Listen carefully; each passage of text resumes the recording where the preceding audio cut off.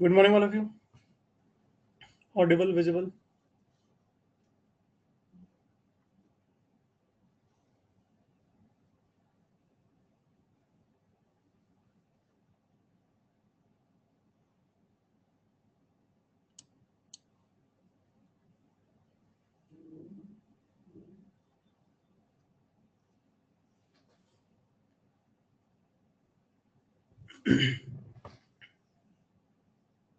Last class में हम लोग क्वेश्चन डिस्कस कर रहे थे और बीच में थोड़ा सा नेटवर्क का इशू हुआ था, तो उसी क्वेश्चन से अपन लोग स्टार्ट करेंगे। एंड लास्ट में जैसे हम लोग शीट डिस्कस करते हैं और रेस 48 दिया था होमवर्क में, वो डिस्कस करेंगे। होपफुली होमवर्क कर लिया होगा सब लोगों ने। कर लिया था? ठीक है, तो शुरू करें क्लास।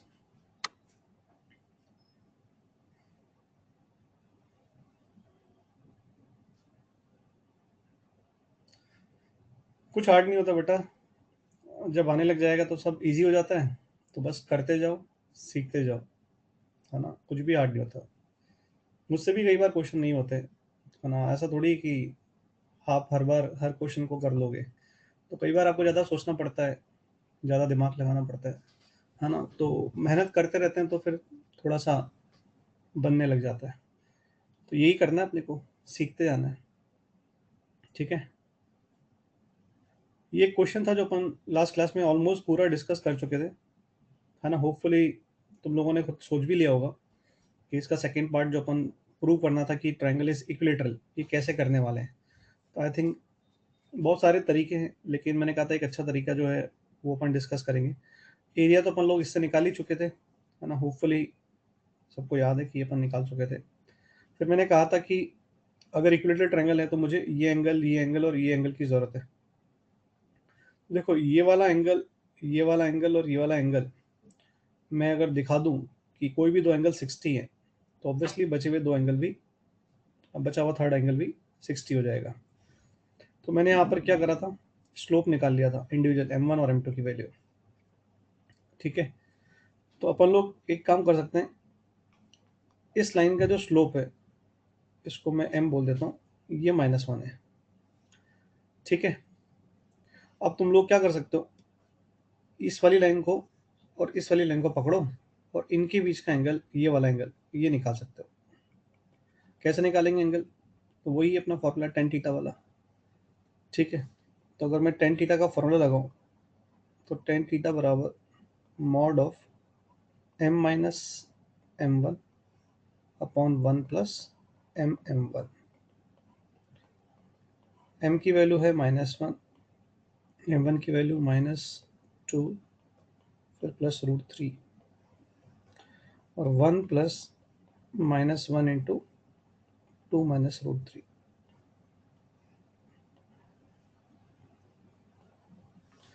क्लियर? डन। अब यू कैन सी कि ऊपर और नीचे जो टर्म्स हैं कैंसिल आउट हो रहे हैं।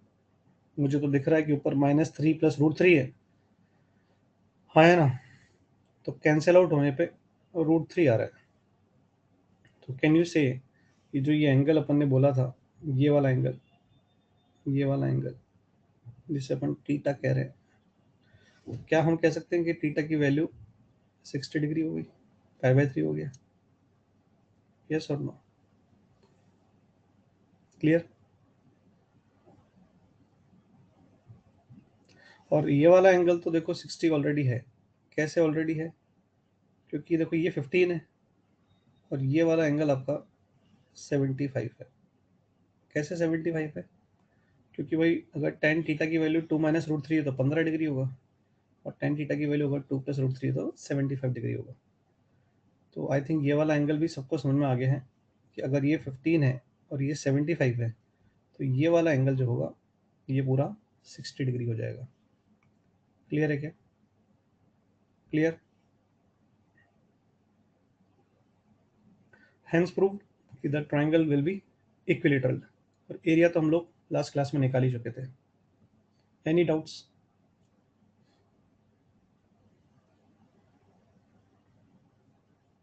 आगे बढ़े नेक्स्ट क्वेश्चन। इसको ट्राई करो। Again easy question. Total there are 3 lines and you need to prove that a right isosceles triangle will be formed. I think very easy problem. Rough copy और pen तैयार रखेंगे, है ना। Questions आज साथ के साथ करते हुए चलेंगे, ठीक है, फटाफट।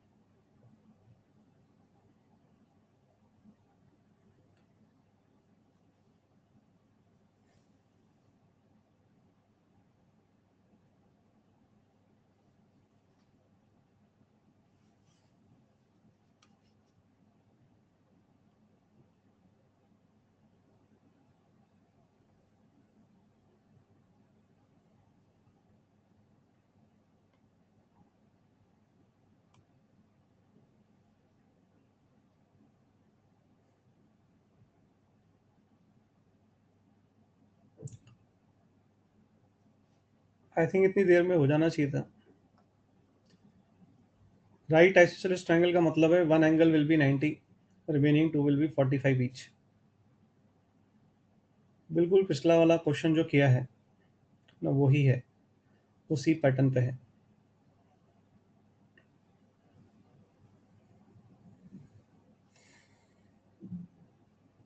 आई थिंक काफ़ी लोगों ने लिखा है हो गया है। तो पहली बात तो 3x² minus 8xy minus 3y² is equals to 0 है। यहाँ पर हम लोग देख सकते हैं कि a प्लस बी का वैल्यू 0 है, और हमने a और b को क्या कहा था, coefficient of x² plus coefficient of y² का सम अगर 0 आता है, उसका मतलब क्या होता है कि एंगल इज 90 डिग्री। हाँ या ना। तो यहाँ से हमें पता चल चुका है कि इन दोनों लाइन के बीच का एंगल हमें पता है 90 डिग्री है। अब अगर मैं इनमें से एक लाइन को पकड़ के इसके साथ दिखा दूं कि एंगल 45 बना रहा है, तो काम हो गया। Are you getting my point? हाँ या ना। तो अगर मैं इस इक्वेशन को ध्यान से देखूं, तो ये अपनी फैक्टराइज भी हो रही है ना। इसको अगर हम देखें,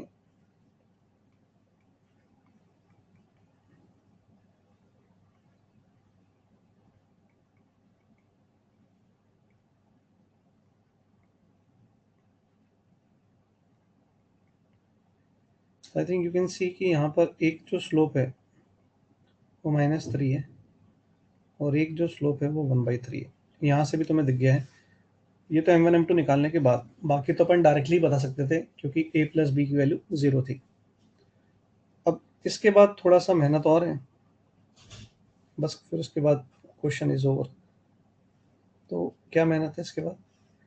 तो एक स्लोप आपका 1/3 हो गया, तो ये 1/3 स्लोप की लाइन हो गई, और दूसरा आपका नेगेटिव है तो ऑप्टियस एंगल बनाएगा।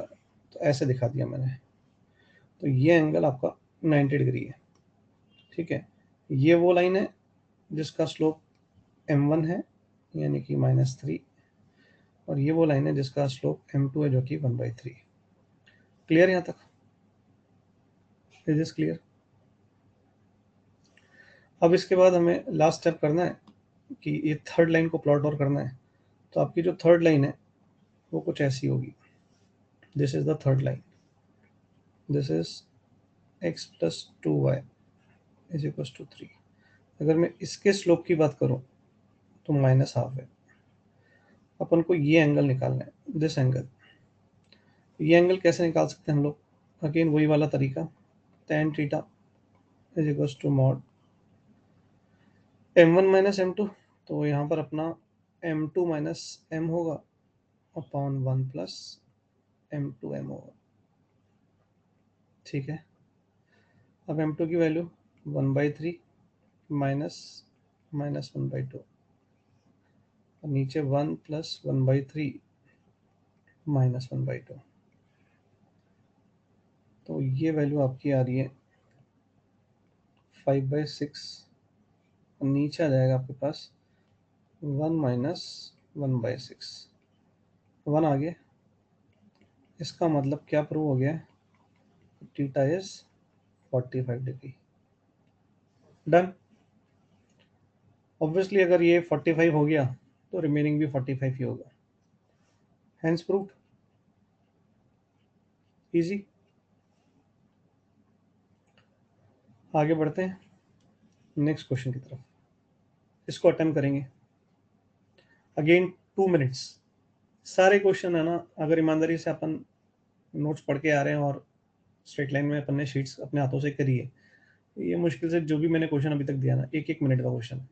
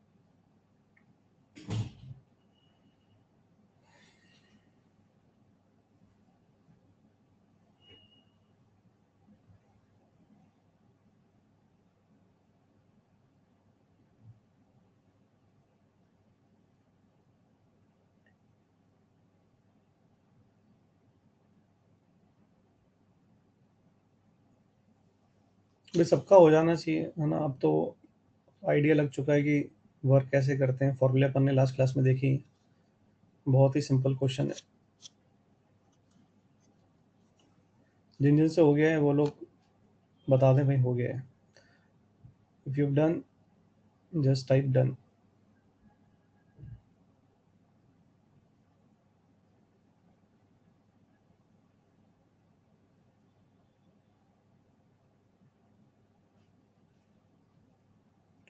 अभी भी I have already got 30% people saying done. 40%,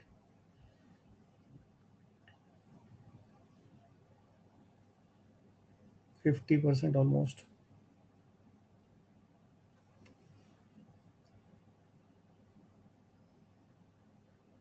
55% almost,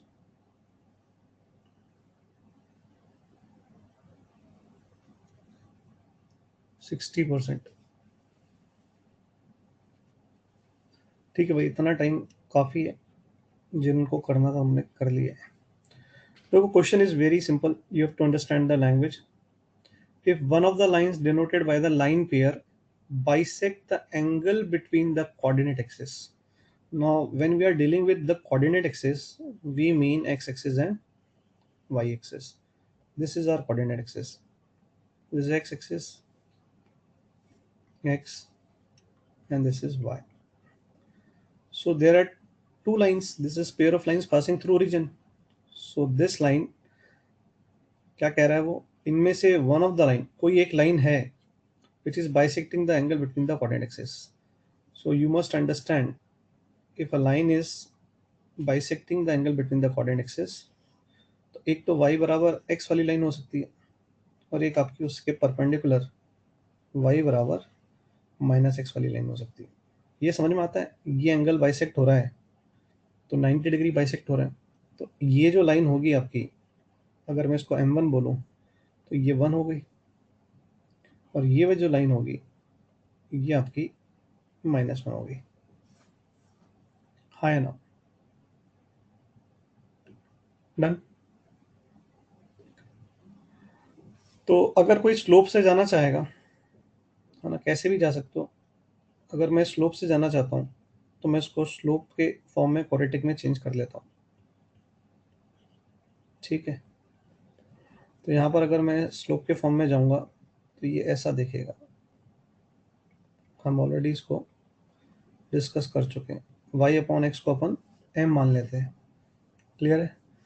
अब हमें ये ए प्लस बी का होल स्क्वायर पूछ रहा है, तो a plus b m square is equal to 2 h m है। अब हमें पता है कि m की वैल्यू या तो 1 है या m की वैल्यू -1 है, क्योंकि उसने बोला है one of the line. Clear है क्या? उसने बोला है वन ऑफ द लाइन, तो या तो वो स्लोप 1 होगा या स्लोप -1 होगा। हमें नहीं पता, 1 भी हो सकता है, -1 भी हो सकता है। इसका मतलब है अगर उसने a प्लस बी का होल स्क्वायर पूछा है तो इट इज इमटेरियल कि m की वैल्यू आप 1 लो या -1 लो। ये बात समझ में आई क्या? आप 1 लो या -1 लो, इस क्वेश्चन में फर्क नहीं पड़ने वाला, क्योंकि उसने खुद ने कहा है कि वन ऑफ द लाइन है। अब क्योंकि हम उस लाइन को एक्चुअली आइडेंटिफाई नहीं कर सकते, तो your answer will be independent of that. वो कुछ भी हो सकती है। तो अगर किसी बच्चे ने 1 रख दिया यहाँ पे, तो उसका a प्लस बी बराबर क्या मिलेगा? 2h मिलेगा। अगर किसी बच्चे ने -1 लिख दिया तो उसे -2h मिलेगा। ये तो आपको m बराबर 1 पे मिला, और ये आपको m बराबर -1 पे मिला। क्लियर है क्या? ठीक है। अब अगर किसी बच्चे ने ये किया तो उसे a प्लस बी का होल स्क्वायर निकालना है, तो a प्लस बी का होल स्क्वायर उसका 4h स्क्वायर ही आएगा। और अगर उसने ये लिया तो वो भी यहाँ पे स्क्वायरिंग करेगा, तो ये भी कितना आएगा? 4h स्क्वायर ही आएगा। तो क्या ये हमें समझ में आ गया कि इसमें आंसर से कोई लेना देना नहीं था कि आप 1 लो या -1 लो। क्लियर है क्या? क्लियर। क्योंकि उसने वैल्यू किसकी पूछी आपसे? a प्लस बी का whole square. And we cannot identify whether it is one slope or -1 slope, because there is no data in the question which is going to check that. अरे minus हो जाएगा यार, ये printing mistake है, ये printing mistake, ये printing mistake, ये printing mistake. ठीक, समझ आया करो, प्रिंटर खराब हो गया है, प्रिंटिंग मिस्टेक हो गई है। ठीक है, बढ़ो आगे, अगला क्वेश्चन। चलो इसे देखो, वापस 2 मिनट है।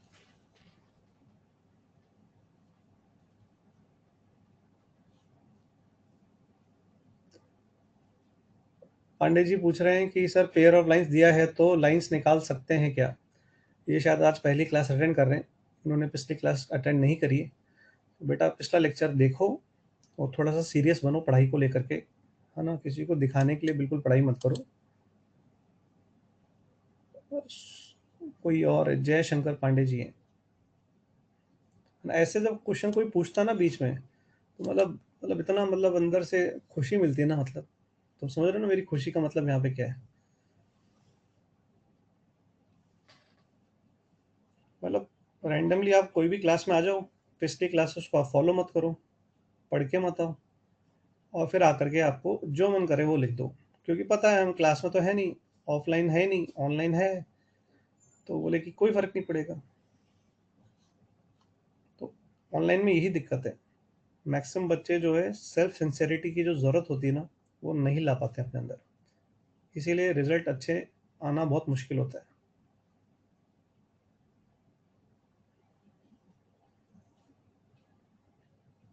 थोड़ा ध्यान से देखना इस क्वेश्चन को, है ना। There is a good language which is being use over here, क्योंकि मैक्सिमम लोग इसकी लैंग्वेज को ही नहीं समझ पाते, तो जल्दीबाजी में आंसर तो ले आते हैं क्योंकि मैंने लिख दिया है prove that P q is -1, but they don't understand कि क्वेश्चन की लैंग्वेज का मीनिंग क्या है। थोड़ा सा ध्यान से समझे, very good language use in the question.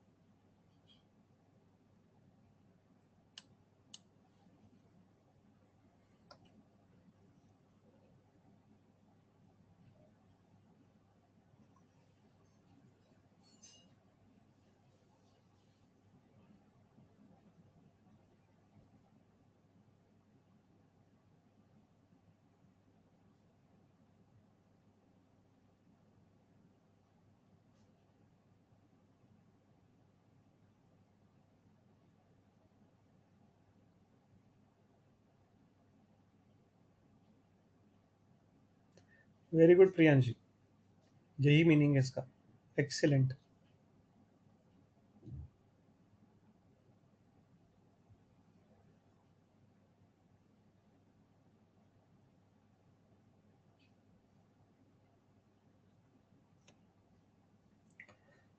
तो मैं यहाँ पे मीनिंग समझा देता हूँ, अगर आपने लैंग्वेज ध्यान से पढ़ी है।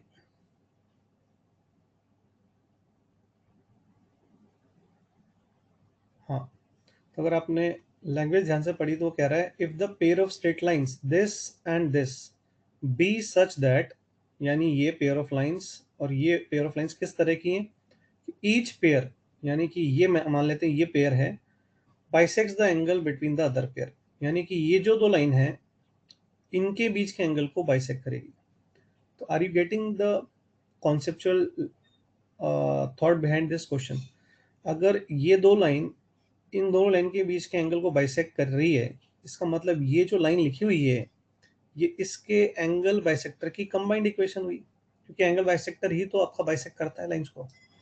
और इसी तरह से अगर मैं ये दो लाइन लूंगा तो वो इन दोनों के लाइन के बीच के एंगल को बाइसेक्ट कर रही है। इसका मतलब क्या हुआ कि अगर मैं इसके एंगल बाइसेक्टर की इक्वेशन निकालूंगा तो वो इसके बराबर आ जानी चाहिए, और अगर मैं इसके एंगल बाइसेक्टर की इक्वेशन निकालूंगा तो वो इसके एंगल बाइसेक्टर के लिए काम करना चाहिए। समझ में आ रही है बात? तो अपने को क्या करना पड़ेगा, यहाँ पे कोई भी एक लाइन पेयर को पकड़ना है और उनके बीच के एंगल बाइसेक्टर की इक्वेशन को निकालना है। तो जैसे मैंने सपोज करो फर्स्ट लाइन पेयर पकड़ लिया, ये वाला, और अब मैं क्या चाहता हूँ कि इनके बीच के एंगल बाइसेक्टर की कंबाइंड इक्वेशन निकालूं और इससे कंपेयर कर दूं, क्योंकि क्वेश्चन यही तो कह रहा है कि ये जो लाइंस हैं ये इनके बीच के एंगल्स को बाइसेक्ट कर रही है। इसी तरह से ये जो लाइंस हैं ये इनके बीच के एंगल्स को बाइसेक्ट कर रही है। समझ में आया क्या? 45 डिग्री को यूज करने की आवश्यकता ही नहीं है। इनके बीच का एंगल 90 है माना, इनके बीच का एंगल 90 है माना, बट मुझे क्यों लेना, मेरे को पी क्यों निकालना है ना, तो मैं एक लाइन में निकालूंगा इसको। समझ में आ रही है बात? If you want to use that you can go ahead with that, but मैं तो इसको ऐसे प्रेफर करूंगा कि मैं इसके बीच का क्या निकालूंगा, combined equation, combined equation of angle bisector.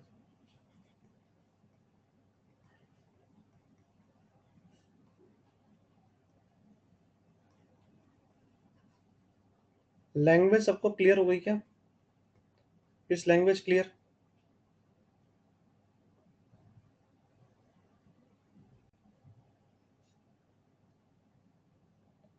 हाँ है ना?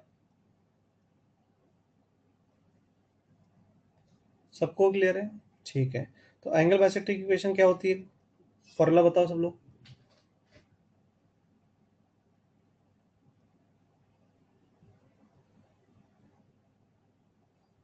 What is the formula? फटाफट।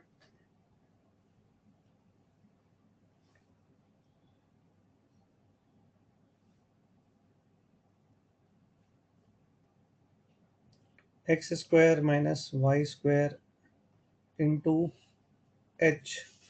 What is the value of h over here? What is the value of h? Minus p. अभी तो कुछ लोगों को कंपैरिजन करके वैल्यू भी नहीं दिख रही है। तो x square minus y square, और यहाँ पे x y into a minus b आता था। What is a minus b? A minus b की वैल्यू यहाँ पे 2 आ रही है। तो ये बन जाएगा आपका minus p x square plus p y square minus 2xy बराबर 0। इसको हम चाहें तो ऐसे लिख सकते हैं, माइनस से मल्टीप्लाई करके। Fine, fine. So if I compare this line, let's say this is first equation, and if I compare with the second pair of lines, ये second pair है, तो I just need to compare them, compare।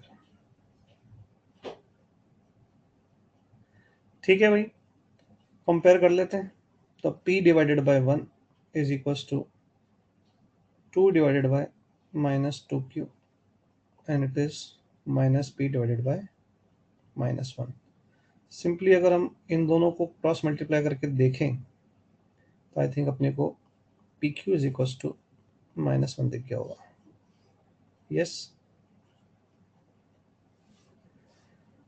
Fine. क्यों हुई? Compare नहीं करा कभी life में? Question ही नहीं समझ में आया इसका मतलब तुम्हें? इतनी देर से जो ये लैंग्वेज को समझा रहा था तब सो रहे थे क्या?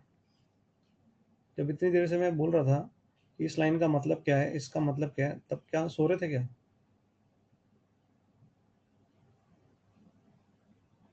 इसकी जो लाइन पेयर है, ये इसको बाइसेक्ट कर रही है, तो इसका मतलब इसका जो एंगल बाइसेक्टर होगा वो इसके इक्विवेलेंट होगा। और जब इक्विवेलेंट होगा तो हम क्या करते हैं? कंपेयर करते हैं दो इक्वेशंस को। यार कभी कभी मेरे को ऐसा लगता है कि कुछ लोग रैंडमली कुछ भी पूछ लेते हैं। आपने कभी कंपेयर नहीं करी इक्वेशंस? पिछले 4 महीने से आप पढ़ रहे हो तो आपको कंपैरिजन करने का आइडिया नहीं है। मतलब कुछ लोग इतने बेसिक सी बातें जो मतलब कितनी बार हो चुका है ना, लेकिन पता नहीं। खैर एनीवेज, इसको देखेंगे। नहीं, सब लोगों को आता है। मैंने कहा ना, there are 5 to 10% people, everything is understood mostly by 90% people, but that those 10% people ना, उनको कुछ ना कुछ कहना होता है बीच में।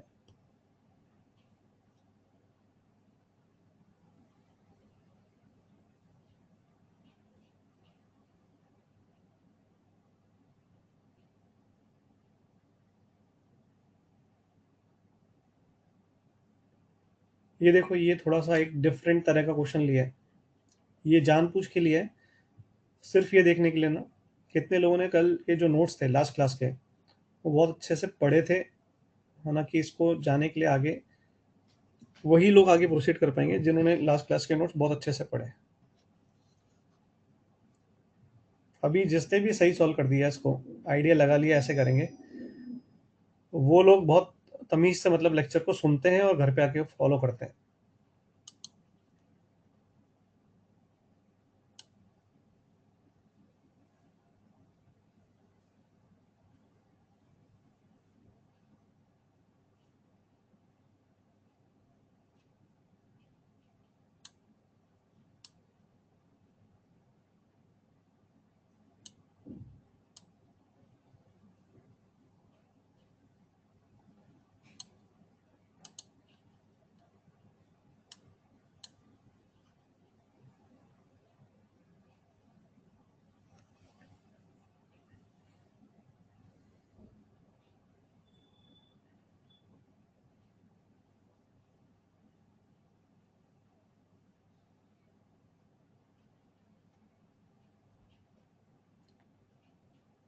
अभी मैं कुछ लोगों के कमेंट्स देखा हूँ, जो लोग आंसर दे रहे हैं, तो वो लोग तमीज से नहीं पढ़ रहे हैं, वो रट्टा मार रहे हैं।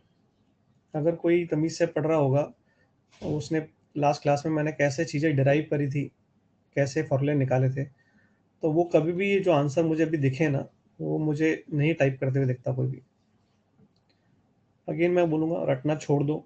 स्कूल के अंदर रट्टा मार के मार्क्स आते हैं, है ना? आईआईटी के अंदर नहीं आते, ध्यान रखना। स्कूल नहीं, स्कूल के तरीके से जाओगे तो बहुत पीछे रह जाओगे।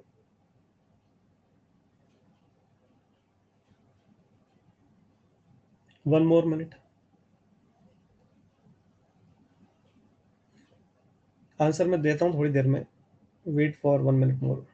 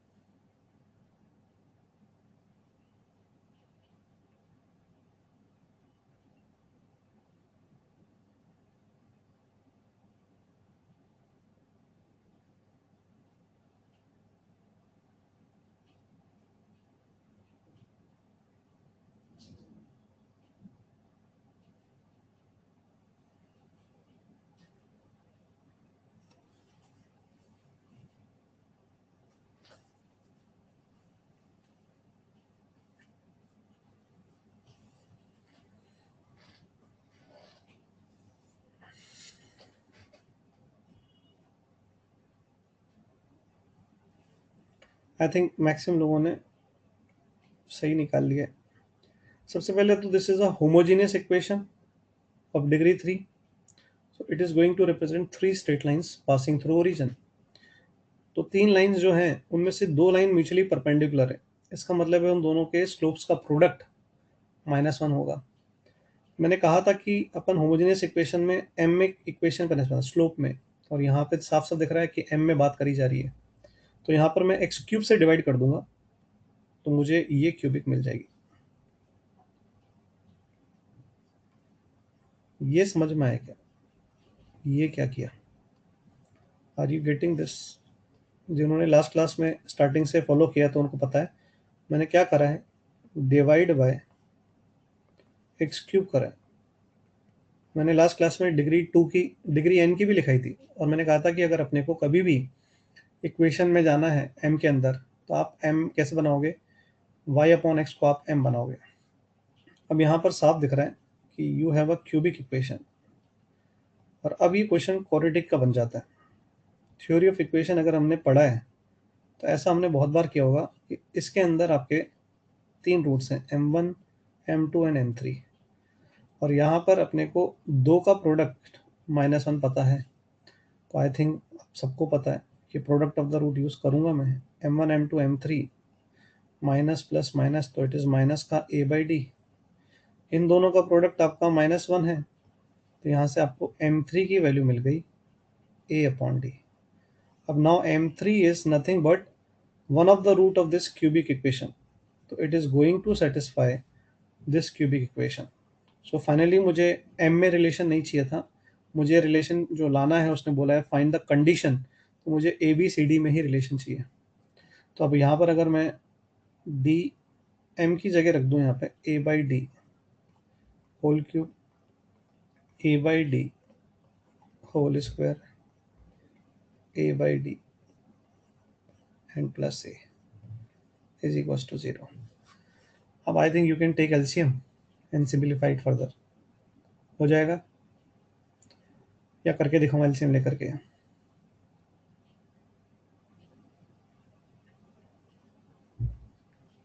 हो जाएगा? सब लोगों से पूछ रहा हूँ भाई, एलसीएम लेना आता है, सिंप्लीफाई करना आता है?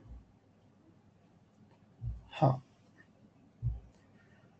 ठीक है, आगे बढ़े।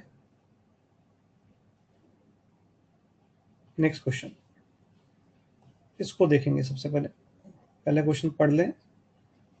The product of the perpendiculars dropped from x1 y1 to the pair of lines represented by, वही homogeneous equation of degree 2। Again question में कुछ खास नहीं है, वो कह रहा है कि एक पॉइंट दे दिया है, और ये मान लेते हैं दो लाइंस हैं जो ओरिजिन से पास हो रही है।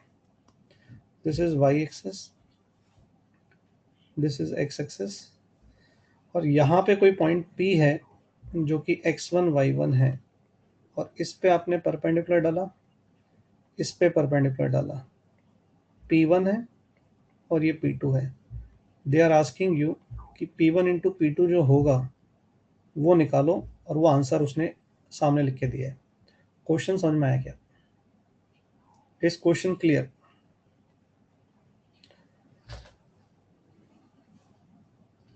सबको क्लियर है? ठीक है। Now we know this line is y बराबर sum m1x and this line is y बराबर m2x, और हमें पता है कि जब अपन लोग m1 प्लस m2 की बात करते हैं, when we talk about sum of the slope and product of the slope, तो अपने को इस पेयर ऑफ लाइंस यानी कि होमोजेनियस इक्वेशन ऑफ डिग्री 2 के लिए ये याद करने के लिए कहा गया था। If you have remembered the formulas, तो ये याद करने के लिए कहा गया था। ठीक है, तो अब अपना काम बहुत ही आसान है। तुमसे कोई ये कह रहा है कि P1 निकालो, और पॉइंट x1 y1 है, और लाइन तुम्हारे सामने है, तो P1 तो मेरे लिए कोई बड़ा काम हुआ ही नहीं। Mod of m1 x1 minus y1 upon under root of 1 plus m1 का स्क्वायर, यही तो होगा P1। सोच के देखो। ये तो अपन ने स्टार्टिंग में फॉर्मूले पढ़े थे, परपेंडिकुलर की लेंथ वाला। एक लाइन है, एक पॉइंट है, तो आप कैसे निकालोगे लेंथ ऑफ परपेंडिकुलर। और अगर ये P1 है तो फिर P2 भी आसान है। P2 में M2x1 आएगा, माइनस फिर से y1 ही आएगा, और नीचे आ जाएगा अंडर रूट में 1 प्लस M2 का स्क्वायर। फाइन। अब हमें मल्टीप्लाई करना है, तो मल्टीप्लाई भी कर देते हैं। तो P1 इंटू P2 मल्टीप्लाई किया, तो मल्टीप्लाई करेंगे तो देखो क्या क्या टर्म्स आएंगे। एक आएगा M1 M2 x1 का स्क्वायर, फिर आएगा आपका M1 x1 y1, फिर आएगा minus M2 x1 y1 plus y1 का स्क्वायर, और नीचे आपके पास क्या आने वाला है, अंडर रूट के अंदर 1 प्लस M1 का स्क्वायर M2 का square plus M1 square M2 का स्क्वायर। जरा देख लो भाई, सही मल्टीप्लाई करा ना मैंने।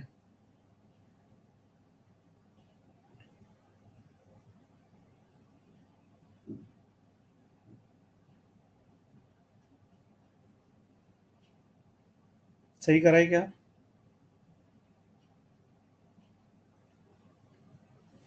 ठीक है। अब तो मेरे हिसाब से तुम्हें पता ही है कि सर देखो, ये रहा M1 प्लस M2 और ये रहा M1 M2। तो सर यहाँ पे थोड़ा दिमाग लगाएं तो इसको परफेक्ट स्क्वायर बना लेते हैं सर। और ये M1 M2 का होल स्क्वायर लिखा हुआ है। नहीं, यही बात समझ में। तो आपको वैल्यू पुट करनी बाकी है बस, तो कर देते हैं पुट वैल्यू भी। तो यह आ गया आपका P1 इंटू P2 मॉडुलस। देखो ध्यान से, M1 M2 की वैल्यू क्या थी, a बाई बी, तो यह आ गया a बाई बी x1 का स्क्वायर। ठीक है। फिर minus x1 x2 x1 y1, और फिर ब्रैकेट में आपका यहाँ पर देखो, ये x1 y1 कॉमन ले लेंगे माइनस n के साथ, तो m1 प्लस m2 बनेगा, और m1 प्लस m2 की value minus 2h by B, तो माइनस का 2h बाई बी प्लस, फिर आएगा आपका y1 का स्क्वायर, तो ये y1 का स्क्वायर। नीचे देखो क्या होगा, नीचे होगा अंडर रूट में। अब ध्यान से देखना, ये मैं डायरेक्टली कर रहा हूँ, इसको मैं लिख सकता हूँ, वैसे मुझे बताना नहीं चाहिए सब, क्योंकि हम लोग काफ़ी बार करे होंगे, इनफैक्ट 10th क्लास में भी कई बार करते हैं। तो ये M1 प्लस M2 का whole square minus 2M1 M2 लिख सकते हैं। सही है क्या? अब हो जाएगा मेरे सबसे 1 प्लस ब्रैकेट में M1 प्लस M2 का होल स्क्वायर, तो that is minus 2h by B का होल स्क्वायर। इसके बाद माइनस 2M1 M2, तो that is a by B, ये ब्रैकेट बंद। फिर M1 M2 का whole square a by B का होल स्क्वायर। क्या अब एलसीएम लेके सिंप्लीफाई करके दिखाऊं या हो जाएगा?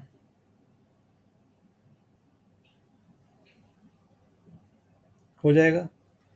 तो आंसर ये आएगा, ये सामने लिखा हुआ है ना, ये आपका आंसर आ जाएगा अगर आपने आखिरी स्टेप की कैलकुलेशन कंप्लीट कर लिया तो। और जिससे ना हो वो भगवान पे भरोसा रखे, सब ठीक हो जाएगा एक दिन, है ना। तो अगर इसके बावजूद, इतना करने के बावजूद भी अगर कोई यहाँ तक ना पहुँचे, तो बस वही है ना, जय माता दी। ठीक है।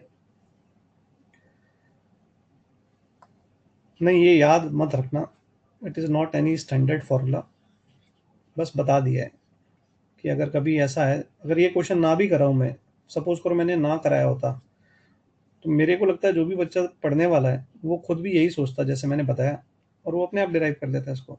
बस उसको ये दो फॉर्मूले पता होने चाहिए, और एक P1 P2 परपेंडिकुलर की लेंथ कैसे निकालते हैं वो पता होना चाहिए। तो मेरे हिसाब से there is nothing special in this, ना ये फॉर्मूला याद रखने की ज़रूरत है। मैंने रिमेंबर नहीं बोला है, मैंने ये नहीं बोला है कि ये इंपॉर्टेंट फॉर्मूला है, तो it is not important to remember, process should be remembered. बड़े आगे आई थिंक काफ़ी क्वेश्चन से प्रैक्टिस हो गई है इस स्टार्टिंग के पोर्शन पे, आगे बढ़ा जा सकता है। बढ़ूँ आगे मैं, है ना। Now we are dealing with general equation of degree 2। अब I think you people have already studied one article in quadratic equation, जिसका हेडिंग यही था, जनरल इक्वेशन ऑफ डिग्री 2। अगर आप लोग अच्छे से पढ़ते हो, नोट्स रिवाइज करते हो, तो शायद आपको पता होगा a x square plus 2hxy plus by square plus 2gx plus 2fy plus c बराबर 0, ये आपकी जनरल इक्वेशन ऑफ डिग्री 2 होती है। And if I am not wrong, आप लोगों ने इसको दो लीनियर फैक्टर्स के प्रोडक्ट में लिखने की कंडीशन पड़ी थी, डेल्टा इक्वल टू 0, अगर याद आ रहा हो तो मैं यहाँ पर याद दिलाना चाहूँगा कि आप लोगों ने इसको पढ़ा था कि अगर ये इक्वेशन को दो लीनियर फैक्टर में तोड़ना है और प्रोडक्ट बनाना है, तो एक डेल्टा टर्म होता था जिसको आप इक्वल टू 0 रखते थे, और वो डेल्टा की वैल्यू आप A B C plus 2fgh minus A F square minus B G square minus C H square कहते थे, जिसको आप 0 के बराबर रखते थे। एंड डेफिनेटली अगर नोट्स पढ़े हैं तो ज़रूर आपने ये देखा होगा, शीट में यूज़ किया होगा। अब मैं यहाँ बता देता हूँ, जब आप इसको दो लीनियर फैक्टर के प्रोडक्ट में तोड़ते हो, तो यानी आप इस तरह के फॉर्मेट की बात कर रहे होते हो, एक ये लीनियर फैक्टर और एक ये लीनियर फैक्टर, इस तरह का। And now using the knowledge of straight line, I think you can understand this is nothing but one line, this is some another line. इसका मतलब जो हम लोग क्वाड्रेटिक में इसको दो लीनियर फैक्टर में तोड़ते थे एक्स और वाई में, वो कुछ भी नहीं था। That was the condition of when this equation will break into pair of lines. समझ में आया क्या? कि हम जो क्वाड्रेटिक में बोलते थे कि दो लीनियर फैक्टर के प्रोडक्ट में तोड़ो, वो मतलब क्या था कि आप इस तरह के लीनियर फैक्टर वहाँ बनाते हो, तो अब आपने को पता चला कि ये क्या है, ये तो अपनी a x plus b y plus c तरह की इक्वेशन है, यानी it is the equation of line. यानी कि आप इसको दो लाइंस के प्रोडक्ट में तोड़ रहे हो, तो उसके लिए आप डेल्टा 0 करते थे। हाँ या ना? हाँ या ना? यार ऐसा लगता है कुछ लोगों को पीछे का कुछ भी नहीं आता है।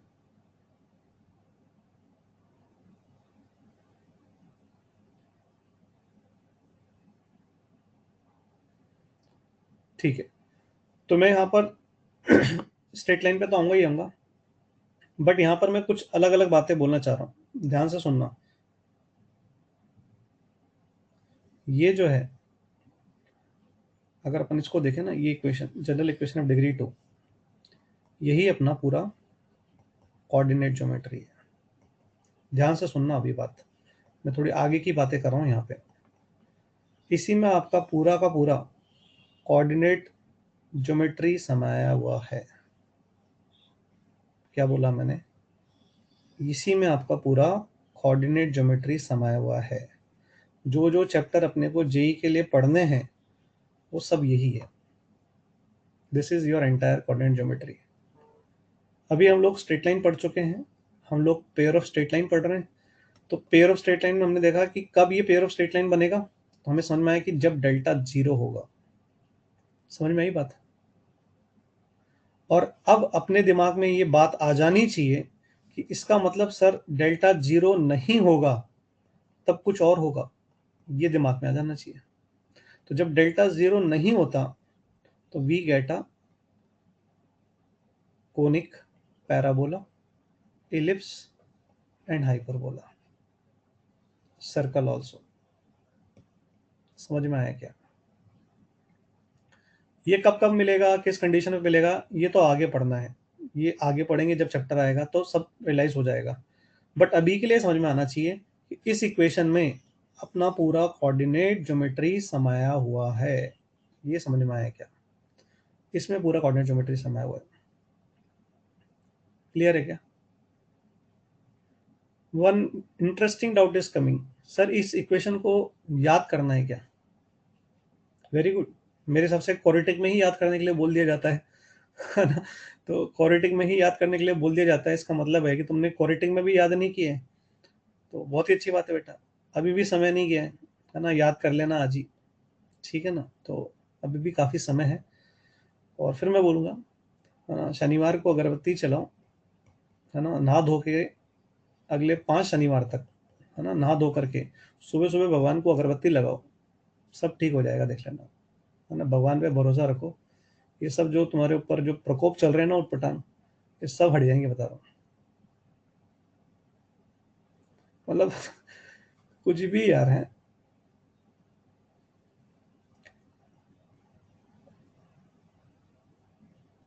अब वो मेरे से पूछ भी रहा है कि सर आप मज़ाक कर रहे हो ना? अब वो मुझसे पूछ रहा है कि सर आप मज़ाक कर रहे हो क्या? नहीं, नहीं, मैं बहुत सीरियस हूँ। मैं बहुत ज़्यादा सीरियस हूँ। बस ये ध्यान रखना, इसमें सबसे इम्पोर्टेंट बात है नहा कर के अगरबत्ती लगानी है। अगर नहा के नहीं लगाई ना, तो उल्टा प्रकोप भी हो सकता है।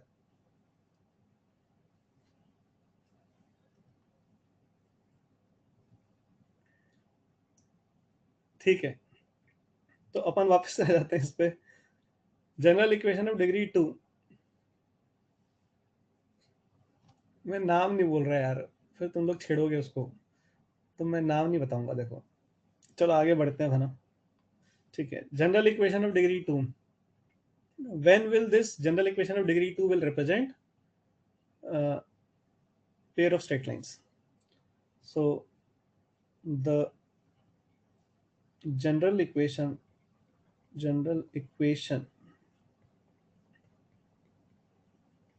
of degree 2 represents pair of lines when delta is 0. What is delta? ABC plus 2FGH minus AF square minus BG square minus CH square, जिसको हम लोग अगर याद हो तो डिटरमिनेंट फॉर्म में भी लिख सकते हैं।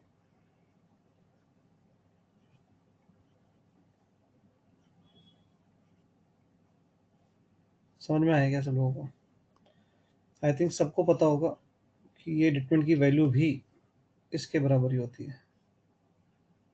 ठीक है, A B C F G H symmetric है ये, H H G G F F, A B C F G H. Done, clear? तो जब डेल्टा जीरो होगा जनरल इक्वेशन ऑफ डिग्री 2 का, तो अब अपने को पेयर ऑफ स्ट्रेट लाइंस मिलती है। ये आज हमें याद हो चुका है, वैसे तो एक क्वाड्रेटिक में से पता था अपने को। अब एक चीज़ मैं बहुत इंपॉर्टेंट है जो यहाँ पर मैं बोलना चाहूँगा। क्यों? क्योंकि मैक्सिमम बच्चे चीज़ों को रट्टा मारते हैं, है ना? क्योंकि स्कूल में एक्चुअली दिक्कत क्या है ना, हमारी गलती नहीं है। हम स्कूल सिस्टम से पढ़ते हुए आते हैं, तो हमको उस समय ये लगता है कि मार्क्स लाने, अंडरस्टैंडिंग की ज़्यादा हमें कोई फ़ील देता नहीं स्कूल लेवल पे। तो हमारी आदत पड़ जाती है, जब से हम लोग थोड़े समझदार बनते हैं 5th 6th क्लास से, तो हम लोग यही सोचते हैं बस अच्छी रैंक लाएँ, अच्छे मार्क्स लाएँ, और उसके लिए हमारे पास जो स्कूल की किताब होती है ना, उसके क्वेश्चंस और उन सबको जनरली रट्टा मारने लग जाते हैं मैक्सिमम बच्चे, और वो एक आदत सी बन जाती है। तो इसीलिए फिर हमको जब हम कोई कॉम्पिटिशन की तैयारी करते हैं ना, तो वहाँ पर हम लोग जब थोड़ा-सा अनकम्फर्टेबल सा फ़ील करते हैं, और फिर हमारी आदत को, इतने सालों की जो आदत है, उसको एकदम से चेंज करना, कुछ बच्चों को उसमें प्रॉब्लम आती है। तो यही है, जो बच्चा जितनी जल्दी अपनी आदत सुधार लेता है, उसको उतना जल्दी फ़ायदा मिलता है। तो यहाँ पर थोड़ा-सा क्या है कि अपने आप ही बच्चे गलत चीज़ें समझने लग जाते हैं। अब ये देखो, ये क्या है? ये एक जनरल इक्वेशन ऑफ डिग्री 2 है। जब इसका डेल्टा 0 होगा, तो डेल्टा के लिए ए, बी, सी जब लिखेंगे, तो ए का मतलब है एक्स स्क्वायर का कोएफ़िशिएंट, बी का मतलब वाई स्क्वायर का कोएफ़िशिएंट, एक्स वाई का कोएफ़िशिएंट 2h है, तो h का मतलब half times coefficient of X Y बोलेंगे। x का कोएफ़िशिएंट 2g है, तो half times coefficient of x को बोलेंगे g। इस तरह से अपन एबीसी निकाल देंगे, सब कुछ निकाल लेंगे। बट द प्रॉब्लम इज़ कि जब ये बात स्टूडेंट को बताई जाती है कि ये पेयर ऑफ लाइन्स को रिप्रेजेंट कर रहा है, तो मैं सिर्फ ये कह रहा हूँ कि मैंने कोई भी 2 लाइन्स को लिया और मल्टीप्लाई कर दिया, तो मुझे ये मिल जाएगा। Under the condition when it's delta is 0। अब ये बात ध्यान से सुनना, तुमको समझ में आना चाहिए सर ने ये लाइन बोली क्यों। मैं वापस से बोलता हूँ और फिर सोचना वैसा क्यों बोला मैंने कहा कि अगर ये जनरल इक्वेशन ऑफ डिग्री 2 आपका पेयर ऑफ लाइंस रिप्रेजेंट कर रहा है तो डेल्टा 0 होगा। तो इस सिनेरियो में आपने क्या कह रहा हूं मैं कि आपने कोई भी दो लाइन ली, कोई भी दो दुनिया की लाइन लिख लो और उनको आप आपस में क्या कर रहे हो, मल्टीप्लाई कर रहे हो। तो मल्टीप्लाई करोगे तो आपको इस तरह का इक्वेशन मिल रहा होगा और जिसमें डेफिनेटली डेल्टा 0 हो रहा होगा। अब तुम सोचो मैंने ये लाइन क्यों बोली, थोड़ा सा दिमाग पे जोर दो कि सर ने इस लाइन को यहां बोला क्यों। मैं पीछे पढ़ के लास्ट लेक्चर में जो आया था और अभी सर इस चीज के लिए जो बोल रहे हैं, इन दोनों के बीच में क्या संबंध है, what is the correlation over here.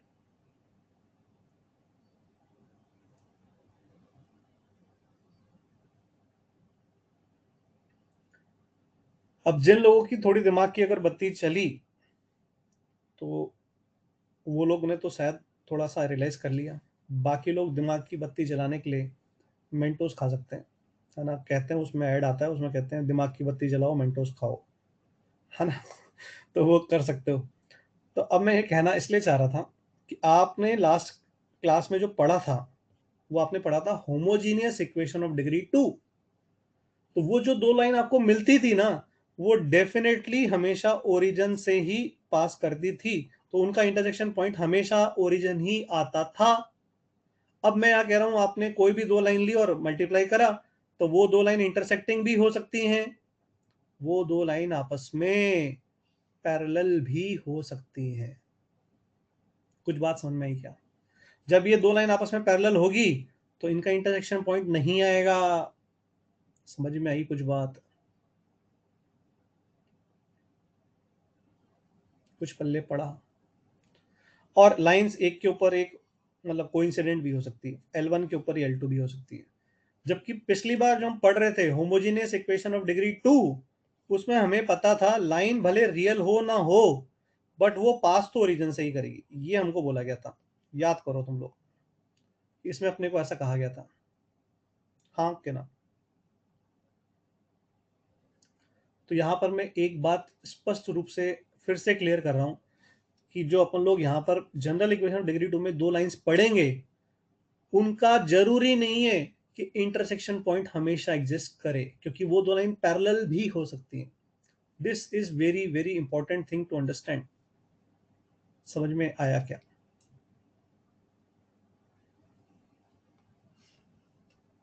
नहीं आया समझ,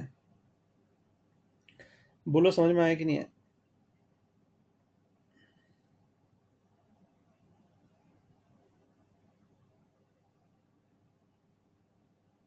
क्लियर, ठीक है। अब इतना आई थिंक समझ में आ चुका है।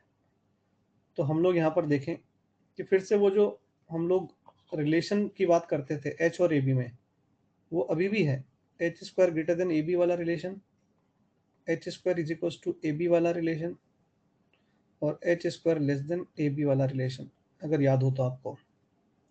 क्लियर है क्या, कुछ रिलेशन था इसमें। ठीक है। अब देखना यहाँ पर एक ऑब्जर्वेशन है जो दिमाग में रख सकते हो। क्या ऑब्जर्वेशन है वो, एग्जाम्पल के तौर पे x प्लस वाई -1 लिया, x प्लस वाई -2 लिया, ये दो लाइंस को लिया और मल्टीप्लाई कर दिया। ध्यान से देखो मल्टीप्लाई करेंगे तो क्या मिलेगा, X square X Y -2x X Y Y square -2y -x -y +2। ध्यान से देखना, x square +2xy +y square -3x -3y +2 बराबर 0। हमें यहाँ पे देखा ये जो पोर्शन है जो कि होमोजीनियस पोर्शन है, ये परफेक्ट स्क्वायर बन रहा है। समझ में आई कुछ बात मैंने क्या बोला। ये जो पोर्शन है ये आपका परफेक्ट स्क्वायर बनता हुआ नजर आना चाहिए। क्लियर है क्या। तो मैं कहना क्या चाह रहा हूँ समझ रहे हो, मैं उल्टी चीज समझाना चाह रहा हूँ यहाँ पे कि अगर कभी तुम्हें इस तरह की कोई लाइंस मिले जो कि तुमको बोल रहा है वो पेयर ऑफ लाइंस है कि नहीं, चेक करना है, तो तुम इस होमोजेनियस पार्ट को पकड़ के देखो एक बार। पहले तो तुम डेल्टा चेक कर लोगे, अगर डेल्टा सच्ची में 0 है तो डेफिनेटली ये लाइन पेयर है। तो तुमने अगर इतने पोर्शन को देखा और ये देखा कि ये परफेक्ट स्क्वायर बन रहा है, तो समझ जाओ वो दो लाइंस पैरेलल है। कुछ बात समझ में आई मैंने क्या बोला? अभी आगे क्वेश्चंस करेंगे तब ये सारी चीजें मैं बोलूंगा, लेकिन मैं स्टार्टिंग में ही तुमको थोड़ा सा दिमाग में चीज बैठाना चाह रहा हूँ। तो अगर मैंने कभी ये देखा तो सबसे पहले मैं समझूंगा कि अच्छा ये जनरल इक्वेशन ऑफ डिग्री 2 है, सेकंड डिग्री की जनरल इक्वेशन है। तो अब मैं क्या करूंगा, सबसे पहले डेल्टा निकालूंगा। अगर डेल्टा जीरो आ गया तो डेफिनेटली ये पेयर ऑफ लाइन्स रिप्रेजेंट कर रही है। डेल्टा जीरो नहीं आया तो ये लाइन पेयर नहीं है। अगर डेल्टा जीरो आया है और अगर मैंने होमोजेनियस पोर्शन को देखा और ये परफेक्ट स्क्वायर बन रहा है, तो डेफिनेटली ये दो लाइंस आपस में जो दे रहा है वो आपस में एक दूसरे के पैरेलल होगी। क्लियर है क्या इतना जो बोला है अभी तक?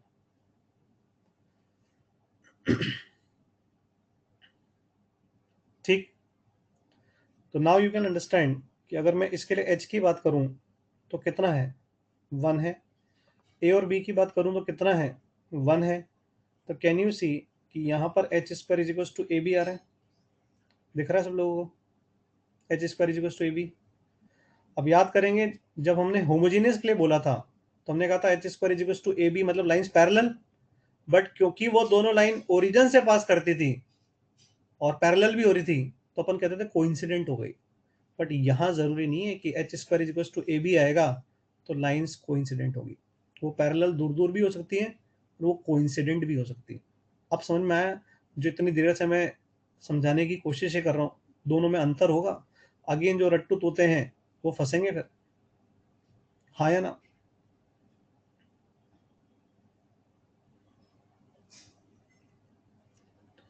अरे भाई हाँ या ना बोल दो।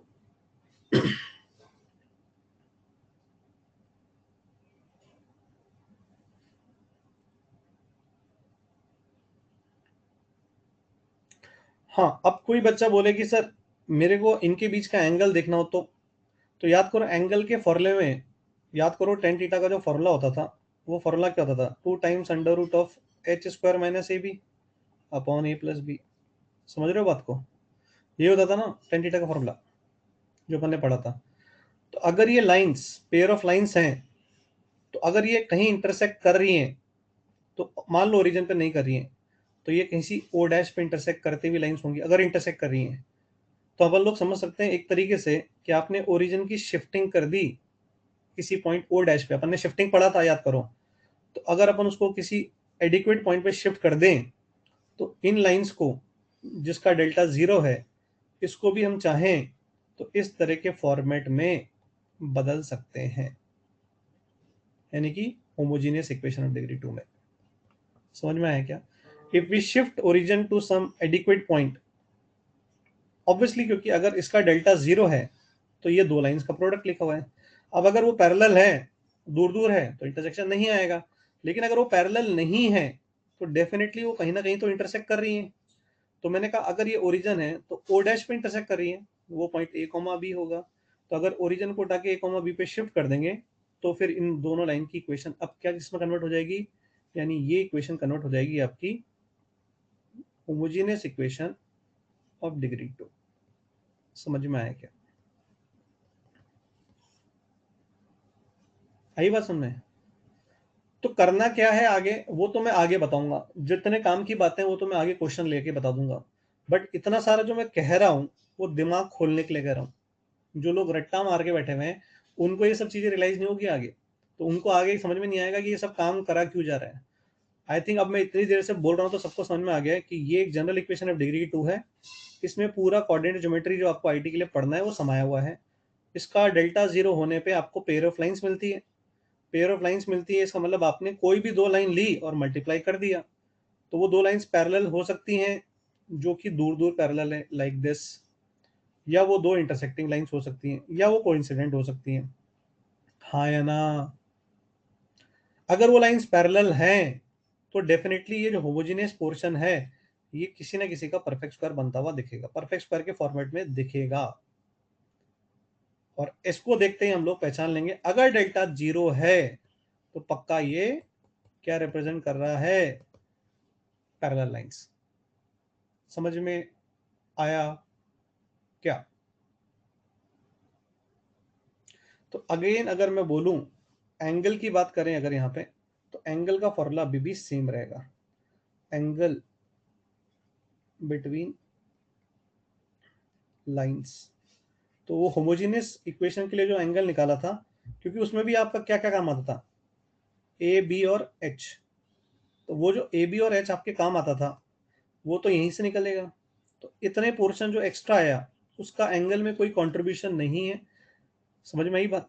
तो उसका एंगल में कोई कंट्रीब्यूशन नहीं है। तो अपन सपोज करें कि अगर ये original X axis Y axis है, तो अगर मैं इसको शिफ्ट कर दूं एक नई जगह पे, वो डैश पे, ये ओ डैश, तो ये था आपका ओरिजिनल एक्स और वाई, और ये हो गया आपका नया एक्स और वाई। आई होप ये बात सबको समझ में आ गई होगी। और अगर मैं इसको यहाँ शिफ्ट कर दूं तो फिर ये भी होमोजेनियस इक्वेशन ऑफ डिग्री 2 में कन्वर्ट हो जाएगा। क्लियर? जो लाइंस यहाँ इंटरसेक्ट कर रही थी अब वो यहाँ की जगह यहाँ इंटरसेक्ट कर रही है, लाइक दिस, ये L1 और ये L2। तो इनके बीच का जो ये एंगल है इसमें कोई बदलाव नहीं आएगा। तो आपका जो फॉर्मूला है अभी भी वो सेम रहेगा। टेन थीटा के लिए आप वही फॉर्मूला अप्लाई कर सकते हो, 2 times mod under root H square minus A B upon A plus B. और यहाँ से फिर से बोलूंगा, जब H square is equal to A B हो रहा है तो ये मत बोल देना कि लाइंस आर कोइंसिडेंट, क्योंकि अपन ने अभी अभी बात करी है, पीछे एग्जांपल लेके दिखाया है कि lines can be parallel also. Hopefully you must have understood the basic of this. अब तक समझ में आ गया होगा। अगर मुझे एंगल निकालना है तो फॉर्मूला सेम रहेगा, और फटाफट ये ना बोल दें कि ये लाइंस डेफिनेटली इंटरसेक्ट करेंगी, क्योंकि आप कोई भी दो लाइन लेके मल्टीप्लाई कर दोगे तो आपको पेयर ऑफ लाइंस मिल जाएगा।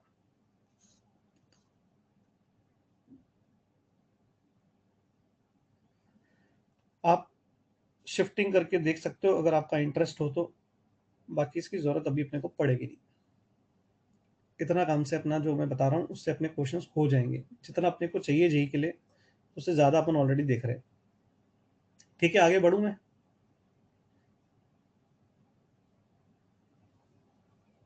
चलो, अब जैसे मैं एक सिंपल सा क्वेश्चन आपको देता हूँ, है ना, इसका आंसर दो मुझे सब लोग। फिर मैं तुमको एक अच्छा मेथड भी बताऊंगा कुछ चीजों को डील करने के लिए। अगर मैं सिंपल सा क्वेश्चन बोलूँ तुमको कि अगर मैं तुम्हें, खैर ये तुमने क्वाड्रेटिक में शायद किया होगा, चलो फिर भी एक ले लेते हैं।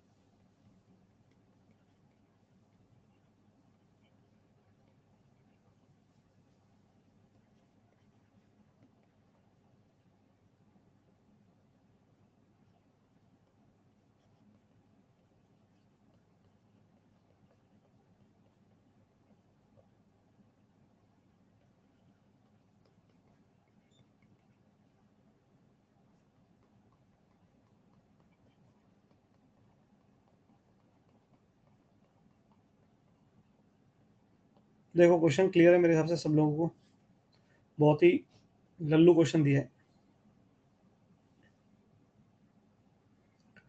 अपने को एक जनरल इक्वेशन डिग्री 2 सामने लिखी हुई दिख रही है, और वो बोल रहा है ये पेयर ऑफ लाइन रिप्रेजेंट करता है तो के बताओ। तो पहले पोर्शन में आई थिंक कोई दिक्कत ही नहीं है, क्वाड्रेटिक में कर चुके हैं, डेल्टा जीरो कर देंगे। वो कह रहा है ऑल्सो फाइंड दो लाइंस, मतलब ये दो लाइंस जो हैं इनको निकालो भी सही, एंगल निकालो इनके बीच का और इनके पॉइंट ऑफ इंटरसेक्शन को निकालो। समझ में आ गया क्या क्या पूछा गया है? What all they are asking you? Clear है? फटाफट मुझे के का वैल्यू बताएंगे सबसे पहले।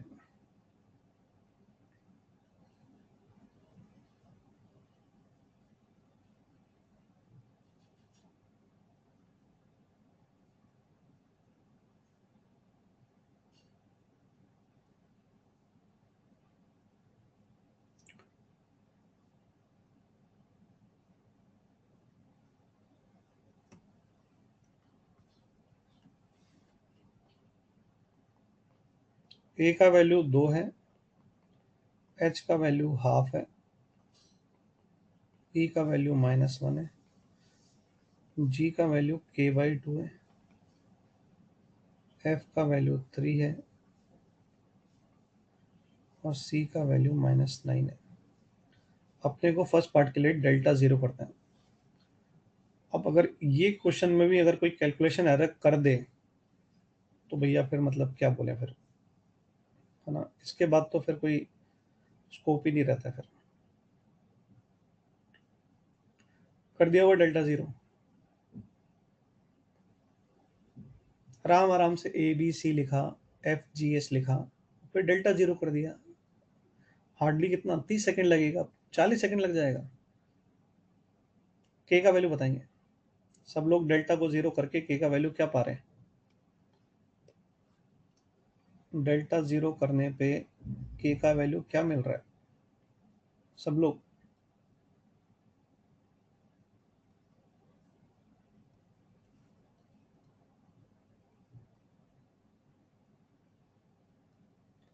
-3। ये देखो यहाँ पर भी इतना इजी क्वेश्चन है, इसमें एक स्टूडेंट ने दो दो आंसर निकाल दिए, 15, 3, -9/7 और पता नहीं क्या क्या। खैर एनीवेज, है ना। अब अपन लोग के का वैल्यू निकाल चुके हैं, तो अपने पास के का वैल्यू रखने पे ये आ रहा है।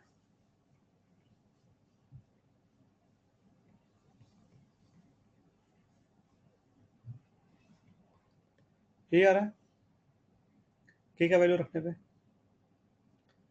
क्या हमें यहाँ पे ये दिख रहा है कि एच स्क्वायर और ए बी क्या क्या रिश्ता है।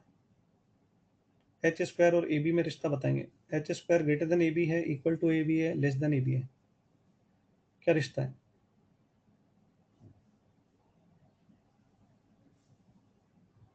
तो एच स्क्वायर ग्रेटर देन ए बी दिख रहा है सब लोगों को, क्योंकि ए बी का प्रोडक्ट आपका नेगेटिव आ रहा है, -2। तो एच स्क्वायर तो ऑब्वियसली पॉजिटिव ही है क्योंकि जीरो नहीं है। तो इसका मतलब ये दो लाइंस रियल हैं, इनको अपन निकाल सकते हैं। अगर मान लो यहाँ पर एच स्क्वायर लेस देन ए बी आता तो ये लाइंस इमेजिनरी होती, तो तुम इसको अभी नहीं निकाल पाते। समझ में आया कुछ क्या बोला मैंने। ये बात समझ में आई सब लोगों को कि अगर एच स्क्वायर लेस देन ए बी आता तो हम ये लाइंस को फर्दर सिंप्लीफाई करके दो लाइंस के प्रोडक्ट में तोड़ नहीं पाते अभी आज की तारीख में। तो अपने को ये पता चला कि एच स्क्वायर ग्रेटर देन ए बी है, तो हमें पता चल चुका है कि ये दो लाइंस पक्की बातें रियल है। क्या ये परफेक्ट स्क्वायर है। क्या ये परफेक्ट स्क्वायर दिख रहा है सबको, है या नहीं है।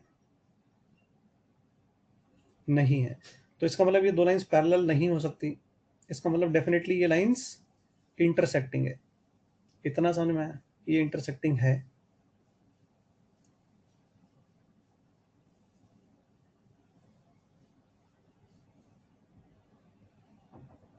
यहाँ तक समझ में आ गया। अच्छा, अब उसने क्या कहा था, एंगल बताओ। तो मुझे याद है एंगल के लिए तो मैं टेन थीटा वाला फॉर्मूला यूज कर लूंगा, 2 times √(h²- ab upon a+b), ये निकल जाएगा।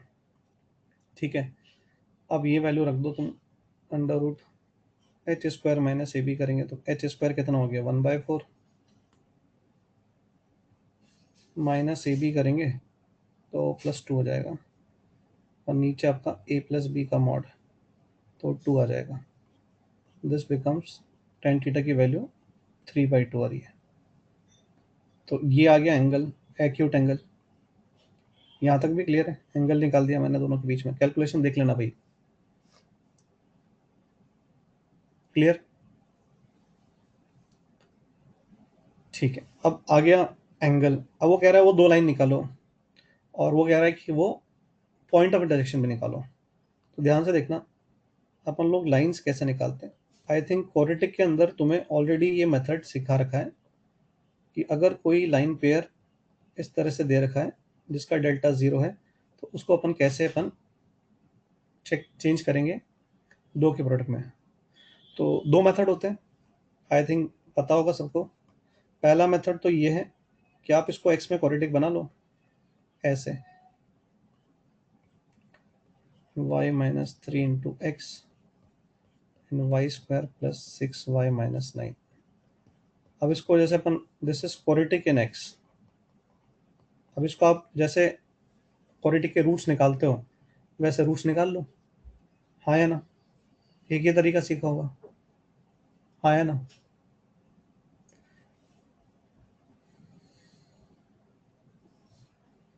ए प्लस बी की वैल्यू 1 कहाँ पर है? एक सेकंड, गलत कर दिया क्या मैंने? एक मिनट, ए प्लस बी की वैल्यू 1 है, सही बोला इसने बिल्कुल, यहाँ पे 1 है। तो दिस इज टेन थीटा बराबर कितना हो गया ये? 3/2 इंटू टू, एक ये 2 भी मल्टीप्लाई था ना, तो इंटू 2, तो टेन थीटा की वैल्यू 3 हो जाएगी। ठीक है ना? आगे बढ़ते हैं। तो क्या पहला मेथड हम लोग क्वाड्रेटिक में यूज कर चुके हैं, क्वाड्रेटिक के अंदर? ठीक है, तो आई थिंक ये सबको आता है और ये क्वाड्रेटिक में पढ़ा भी दिया गया है। एक और मेथड क्वाड्रेटिक में अपने को शायद बताया गया होगा कि इसको अपन ऐसे कर सकते हैं कि जो होमोजीनियस पार्ट है, इतना पोर्शन जो है इसको ले और बाकी को छोड़ दें, लाइक दिस। और जो होमोजीनियस पार्ट है इसको फैक्टराइज कर लें। तो होमोजीनियस पार्ट के फैक्टर्स बना रहा हूँ मैं, ध्यान से देखना। जैसे अपन फैक्टर्स बनाते हैं क्वाड्रेटिक के ना, वैसे के वैसे ही।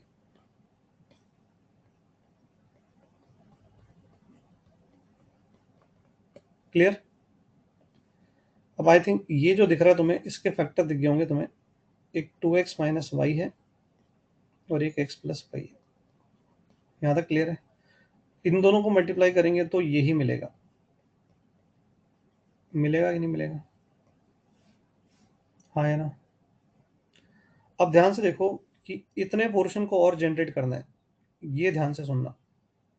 इतने पोर्शन को और जनरेट करना है तो अगेन मुझे यहाँ पे सोचना पड़ेगा कि 2x माइनस वाई के साथ कुछ मल्टीप्लाई करना है और x प्लस वाई के साथ भी कुछ मल्टीप्लाई करके लिखना है। अब यहाँ पे अगर आपने x का टर्म लिख दिया तो ये वाला x इस वाले x से मल्टीप्लाई होके एक एक्स्ट्रा एक्स स्क्वायर बनाने लग जाएगा। लेकिन हमारा एक्स स्क्वायर का टर्म, एक्स वाई का टर्म और वाई स्क्वायर का टर्म सेटल हो चुका है, इसलिए हम यहाँ पर x का टर्म नहीं लिख सकते, यहाँ पर y का टर्म नहीं लिख सकते, यहाँ पे y का टर्म, यहाँ पे x का टर्म नहीं लिख सकते, दोनों जगह y भी नहीं लिख सकते। क्यों नहीं लिख सकते? आई थिंक समझ में आ रहा है, क्योंकि इतने पोर्शन को मल्टीप्लाई करने पे इतना एग्जैक्टली बन चुका है। अब मुझे एक लीनियर टर्म बनाना है, तो ये खुद अगर लीनियर है तो यहाँ क्या होना चाहिए कि जब इसको इससे मल्टीप्लाई करूँ तो लीनियर ही बन जाए। तो ऑब्वियस सी बात है कि सर यहाँ पे कोई कांस्टेंट ही होना चाहिए। इसी तरह से खुद ये कांस्टेंट है, तो यहाँ क्या लिखा जाए कि एक्स्ट्रा टर्म कांस्टेंट ही है या फिर एक्स और वाई का है? सर यहाँ पर भी कोई कांस्टेंट ही आना चाहिए। ये समझ में आ रहा है सब लोगों को? इसके अलावा अगर कुछ और लिखेंगे तो गड़बड़ हो जाएगी। तो यहाँ पर मैं C1 लिख दूंगा और यहाँ पर मैं C2 लिख दूंगा, और अगर मैं इनको मल्टीप्लाई करूंगा तो फिर मुझे ये पेयर ऑफ लाइंस मिल जाएगी, लाइक दिस। बोलो समझ में आएगी? आई थिंक ये करा होगा तुम लोगों ने, क्वाड्रेटिक के अंदर ये वाला मेथड भी है, जरूर बताया गया होगा। ठीक है, अब C1 और C2 निकालना है, तो C1 C2 कैसे निकालते थे? By comparing the coefficients on the both sides. अब अगेन किसी बच्चे ने अगर एक्स स्क्वायर का कोफिशिएंट कंपेयर किया तो फायदा ही नहीं होगा, एक्स वाई का करा तो भी नहीं होगा, वाई स्क्वायर का करा तो भी नहीं होगा। तो it is better to compare X Y और कांस्टेंट। समझ में आया सब लोगों को? तो मैं अब यहाँ पर एक्स वाई का कोफिशिएंट नहीं करूंगा compare, I will not compare X square, I will not compare Y square, मैं सीधे सीधे कोफिशिएंट ऑफ एक्स कंपेयर करूंगा। Compare coefficient of X both sides. ठीक है, तो एक्स का कोफिशिएंट बताओ मुझे, राइट हैंड साइड पे क्या है? -3। और लेफ्ट हैंड साइड पे बताओ एक्स का कोफिशिएंट कैसे बनेगा? तो सर ये एक्स को आप इस कांस्टेंट से मल्टीप्लाई करोगे और इस एक्स को आप इससे मल्टीप्लाई करोगे तो क्या मिलेगा जरा बताओ? 2C2 plus C1। ठीक है। इसी तरह से जैसे मैंने x का कोफिशिएंट कंपेयर किया, मैं यहाँ पे y का भी ले लेता हूँ, कंपेयर कोफिशिएंट ऑफ y, ये मैं y का करूँगा। तो y का करेंगे तो क्या बनेगा भाई, ये इससे मल्टीप्लाई होगा तो -c2, ये इससे मल्टीप्लाई होगा तो c1, तो c1 माइनस c2, और राइट साइड में कितना है 6 है। तो ये हो गई आपकी फर्स्ट इक्वेशन, ये हो गई सेकंड इक्वेशन। अब आई थिंक दोनों को सॉल्व कर लेंगे तो c1 और c2 की वैल्यू मिल जाएगी। तो क्या ये आ रहा है, क्या ये c1 और c2 आ रहा है, हाँ है ना। और अगर ये c1 c2 आ रहा है तो आपको दो लाइन मिल चुकी है। 2x प्लस वाई लाइन की इक्वेशन अपनी क्या थी, 2x minus Y, 2x minus Y plus c1, तो ये पहली लाइन बन गई। और दूसरी लाइन आपकी क्या थी, x plus Y, X plus Y plus c2, ये आपकी दोनों लाइन पेयर आ गई। समझ में आया क्या, ये दो लाइन पेयर आ गया। अब इसके बाद आप दोनों को सॉल्व कर लोगे तो आपको पॉइंट ऑफ इंटरसेक्शन मिल जाएगा। तो अगर मैं इनको सॉल्व कर लूँ तो x की वैल्यू क्या आ रही है बताओ, इनको जोड़ ही देते हैं, 0 आ रहा है, और y का वैल्यू 3 आ रहा है। यह आ गया आपका पॉइंट ऑफ इंटरसेक्शन। यहाँ तक कहानी क्लियर है, यहाँ कुछ नया नहीं सीखा होगा। अगर क्वाड्रेटिक में पढ़ते थे तो वही काम करा है जो क्वाड्रेटिक में ऑलरेडी करा दिया गया होगा। ठीक है। अब आपको एक और मेथड है जिसमें अपन अगर इस क्वेश्चन को शॉर्ट कर दें, इस क्वेश्चन को क्या कर देते हैं कि पहले पार्ट में सोचो k का वैल्यू पूछा होता, तो k के लिए तो अपन वही डेल्टा 0 करते हैं, और फिर ये नहीं पूछा होता कि दो लाइंस बताओ, ये भी नहीं पूछता, एंगल भी नहीं पूछता, सिर्फ बोलता कि उनका पॉइंट ऑफ इंटरसेक्शन बता दो। सिर्फ बोलता क्या बताओ, पॉइंट ऑफ इंटरसेक्शन। तो उसके लिए फिर अपने को ये मेहनत मेथड 1 और मेथड 2 की मेहनत करने की ज़रूरत नहीं है, क्योंकि ये टाइम कंज्यूमिंग है। आप सॉल्व करोगे, दो लाइंस निकालोगे, फिर उन दोनों को सॉल्व करोगे और ये पॉइंट ऑफ इंटरसेक्शन निकालोगे। तो क्या होता है कि अपन लोग इस पे अगेन प्रूफ पे नहीं जाएंगे, लेकिन कोई भी आपका जो सेकेंड डिग्री कर्व होता है, अगर उसका अगर वो एक सेंट्रिक कोनिक है, अगर वो कोई ऐसा कोनिक रिप्रेजेंट कर रहा है जिसके इंटरसेक्शन पॉइंट है आपस में, जैसे अगर ये पैराबोला है तो पैराबोला का सेंटर नहीं होता, अगर ये एलिप्स है तो एलिप्स का एक सेंटर होगा, अगर ये सर्कल होता तो सर्कल का एक सेंटर होता। तो जो भी एक सेंट्रिक कोनिक होता है जिसका कोई सेंटर हो, या अपन बोलें ये पेयर ऑफ लाइंस रिप्रेजेंट कर रहा है और जो इंटरसेक्ट कर रही हैं, तो उनका इंटरसेक्शन पॉइंट निकालने के लिए देयर इज अ शॉर्टकट, जिसे कहते हैं पार्शियल डिफरेंशिएशन टेक्निक। क्या कहते हैं उसे अपन, पार्शियल डिफरेंशिएशन टेक्निक। हम उसके डिटेल में इस समय जा नहीं सकते कि वो कैसे आता है, क्यों आता है, क्योंकि वो हमारे वैसे सिलेबस का पार्ट नहीं है। बट हमें अगर वो तरीका आता हो तो हमें इंटरसेक्शन पॉइंट निकालने में बड़ी मदद मिलती है, तो वो हमें ज़रूर सीख लेना चाहिए। तो मैं इसीलिए ये शॉर्टकट बता रहा हूँ, और ये मैं लिख भी देता हूँ यहाँ नोट में, ये लिख रहा हूँ मैं स्पेशली नोट में, method to find point of intersection only. इससे सिर्फ पॉइंट ऑफ इंटरसेक्शन आएगा, दो लाइंस नहीं मिल पाएगी। मैं फिर बोल देता हूँ, you will not get these two lines, आपको ये दो लाइन नहीं मिलेगी। आपको क्या मिलेगा, ये मिल जाएगा। अब कोई बोलेगा सर आप ये निकाल दोगे, आप ये दो लाइन नहीं निकालोगे। तो थोड़ा सा अगर मैं कॉन्सेप्ट पे जाऊं, तो ये दो लाइंस कहीं से पास कर रही है, ये पॉइंट 0,3 था, क्या इस पॉइंट से सिर्फ दो ही लाइन पास करेंगे क्या 0,3 से? हमने कहा नहीं, हमने तो पढ़ा था एक पॉइंट से तो इनफाइनाइट लाइंस पास करती है। तो मैं क्या कर रहा हूँ, इसी फैमिली के दो और मेंबर निकाल लूंगा इस टेक्निक से। मतलब जिस पॉइंट से 0,3 से दो लाइंस पास कर रही हैं दोनों लाइंस, इसी पॉइंट से पास होने वाली इनफाइनाइट लाइन से, उन इनफाइनाइट लाइन में से मैं इनके दो फैमिली के मेंबर इस शॉर्टकट मेथड से निकालूंगा और उन दोनों लाइन को सॉल्व करूंगा, तो 0,3 आएगा। बोलो समझ में आया कि नहीं है? इस टेक्निक के पीछे का जो प्रोसेस है वही समझा दिया मैंने। मैथमेटिकल कैलकुलेशन तो अलग चीज है। हमने कहा ये दो लाइंस कहाँ मिल रही है, तो ये तो दो लाइंस हमने निकाली पहले और फिर पता चला 0,3।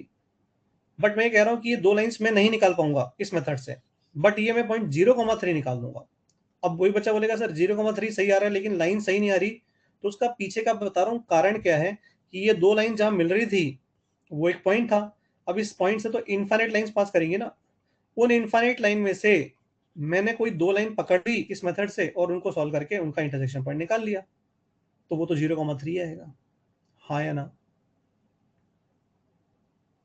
तो मेथड क्या है शॉर्टकट, कि आप अपनी जो पेयर ऑफ लाइंस हैं जिसे आप सेकेंड डिग्री कर्व कह रहे हो उसको आप ई मान लोगे। ये था अपना 2x² माइनस का प्लस का xy माइनस का y² माइनस का 3x प्लस का 6y माइनस 9। देख लो जरा, यही था अपना पेयर ऑफ लाइंस, इसको मैंने ई बोल दिया, एक्सप्रेशन ई। अब इसको ई बोल दिया मैंने, तो हम लोग इसका पार्शियल डिफरेंशिएशन करने वाले हैं। पार्शियल डिफरेंशिएशन का मतलब है एक वेरिएबल को कांस्टेंट और एक को डिफरेंशिएशन में यूज करेंगे।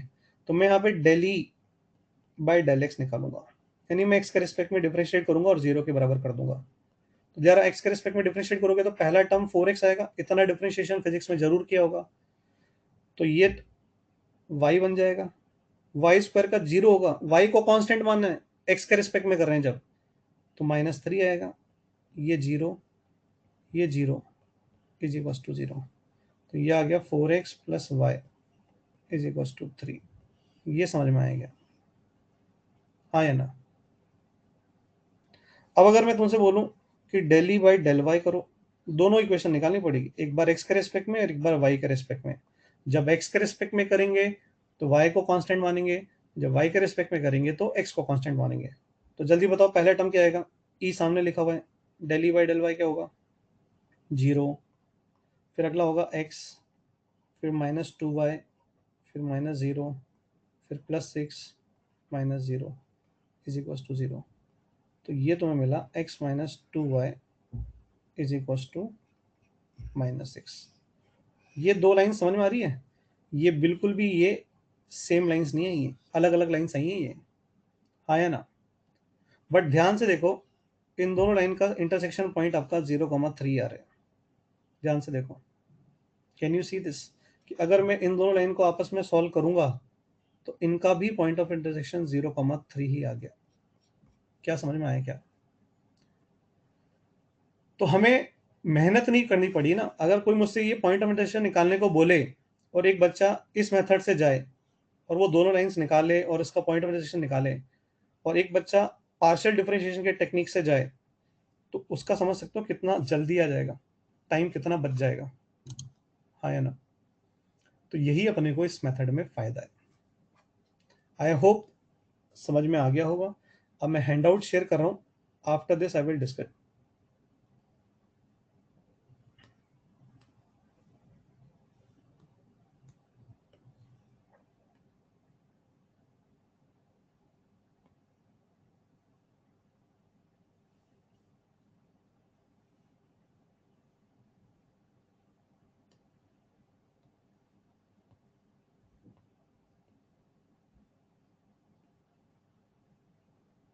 देखो handout is now available, can you see the hand out.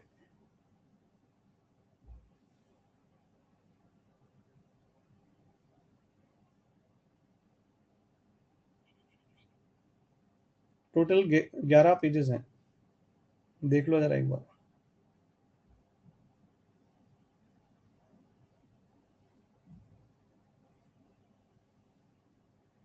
मिले 11 पेजेस टोटल। आज का होमवर्क, हाँ आज का होमवर्क मैं देना भूल गया, वापस से मैं होमवर्क देता हूँ, ऐड करता हूँ लास्ट पेज पे। होमवर्क में एक तो अपन लोग रेस 49 कर लेंगे, रेस 49 कर लेंगे। स्ट्रेट लाइन में अपन लोगों ने जेई मेंस में कहाँ तक दिया था, anybody who can tell me, JEE Mains में कहाँ तक दिया हुआ है।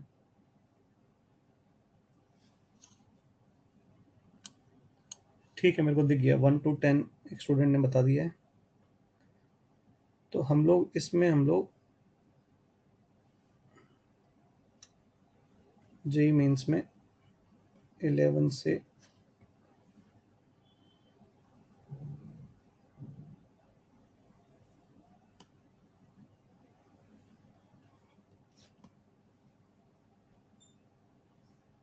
ठीक है, 11 से 25 तक कर देंगे। तो होमवर्क में मैं वापस से इसको शेयर कर देता हूँ।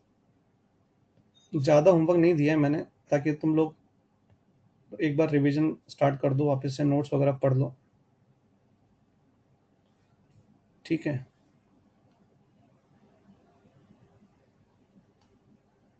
तो मैं हैंडआउट फिर से शेयर कर देता हूँ।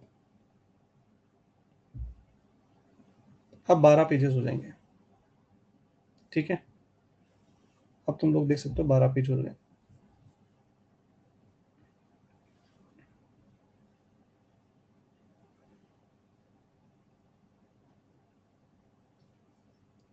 हो गया? नहीं, अभी स्ट्रेट लाइन चल रहा है बेटा, अभी तो स्ट्रेट लाइन ही चलेगा, है ना। अगले लेक्चर पे स्ट्रेट लाइन ही है अभी तक। ठीक है, तो अब मैं डिस्कशन कर रहा हूँ। सबसे पहले अपन लोग रेस नंबर 48 निकाल लेंगे।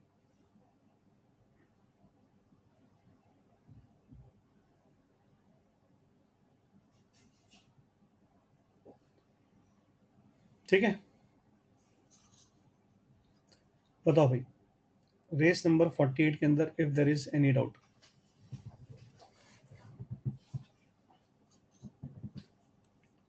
रेस नंबर 48 कर लिया होगा आई थिंक, है ना। और अब तो इतने तुम लोगों को एक प्रैक्टिस हो जानी चाहिए। ये सब छोटे मोटे से क्वेश्चंस हैं, प्रैक्टिस के लिए, दिक्कत नहीं होनी चाहिए किसी को। और कहीं दिक्कत आए तो फिर अटेम्प्ट करना चाहिए, कम से कम 2 से 3 अटेम्प्ट दो। अगर कोई फार्मूला भूल रहे हो, कॉन्सेप्ट भूल रहे हो, तो नोट्स कॉपी खोल के उसका रिवीजन चालू करो। पहले उस आर्टिकल को फिर से पढ़ लो, फिर से अटेम्प्ट करो। मैं फिर बोल रहा हूँ, जो बच्चा सक्सेसफुल होता है ना, रैंक अच्छी लाता है, वो बच्चा कभी भी, है ना, पूछता नहीं है बहुत ज़्यादा। वो अपने आप अपने सॉल्यूशंस को निकालने में बिलीव करता है, खुद सीखता है वो। ये चीज़ जिस बच्चे ने जल्दी सीख ली ना, उसका उतना ही रैंक अच्छा होगा जेईई में। ये एक मैं सिंपल सा टिप दे रहा हूँ तुम्हें, तुम इसे सीरियसली लो और अपनी आदत सुधार लो कि हर चीज़ मुझे मतलब सोचना है कि मुझसे ही करना है, और फिर जब मैं हार जाऊँ तब मैं सॉल्यूशन देखूंगा। तो फिर वो मतलब बच्चा बहुत आगे जाता है। 48 race, last last call for 48 race doubts.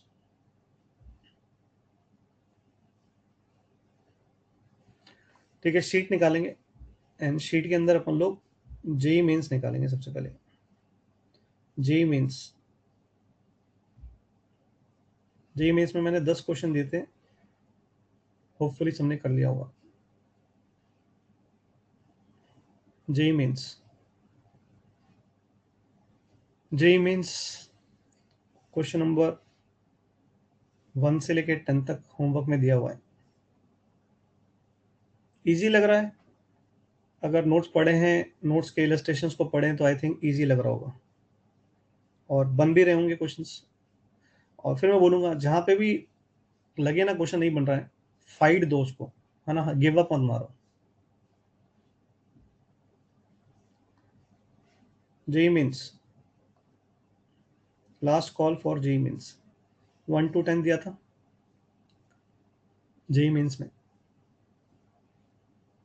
हाँ, JEE Mains is relatively easy, but अभी मैं बताऊँ, 2019 से 2020 जो है, अभी मैंने देखा है जब से एनटीए ने एग्ज़ाम कंडक्ट कराना चालू किया है, इसका एक रीज़न ये भी है कि एक पेपर, 2 पेपर नहीं हो रहे, बहुत सारे पेपर होते हैं। फर्स्ट अटेम्प्ट है तो उसमें 4 तारीख होती हैं, फिर मॉर्निंग इवनिंग दोनों होता है, तो 8-8 होता है। तो अब की बार मैंने ये बिलीव करा है कि 2021 का देख लो, जेईई मेंस के पेपर थोड़े से अच्छे होने लगे हैं पहले के कंपैरिजन में। मतलब थोड़ा-सा पेपर बच्चों को लेंदी भी लगता है, क्योंकि सॉल्व ज़्यादा करना पड़ता है।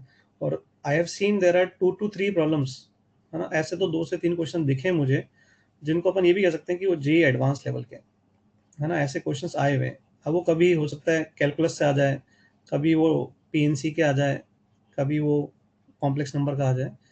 लेकिन अब मैंने देखा है पिछले 2-3 साल में कि paper is a bit lengthy also, maths का पेपर की बात कर रहा हूँ। और थोड़ा-सा 2 से 3 क्वेश्चन बच्चे को, है ना, लगता है कि हाँ, टफ है या जेईई एडवांस लेवल के हैं। तो ऐसा नहीं है कि अब पहले जैसी बात है जेईई मेंस की। पहले तो ये होता था कि मामला सिर्फ स्पीड का था, कि फटाफट कर दे जब, और टाइम ना लगे। अब क्वेश्चन पेपर में थोड़ी क्वालिटी भी है, ये मैंने देखा है। खैर एनीवेज, जेई मीन्स ठीक है। अब अपन आ रहे हैं S1 पे, S1 एक्सरसाइज। इसमें से अगर किसी को कुछ पूछना है तो S1 एक्सरसाइज में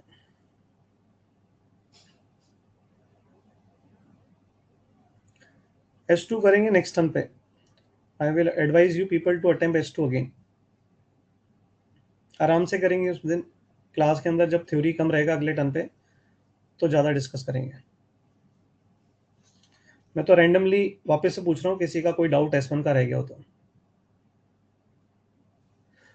S2 आपको हमेशा थोड़ी सी S1 और O1 इन सबसे टफ लगेगी मैक्सिमम शीट के अंदर, तो वो तो हमेशा रहेगा।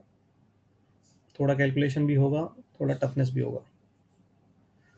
ठीक है, ऐसा करते हैं, अपन लोगों ने आज का डिस्कशन में 48 कर लिया है और अपन ने S1 और जेई मेंस के 1 से 10 ले लिया है। अगले टर्न पे हम लोग जेई मेंस का रिमेनिंग पोर्शन और आगे का S2 वगैरह जो है वो डिस्कस करेंगे। हाँ, यश प्रताप हैज रेज्ड हैंड। बोलो भाई, माइक ऑन है, बोलो। Hello sir.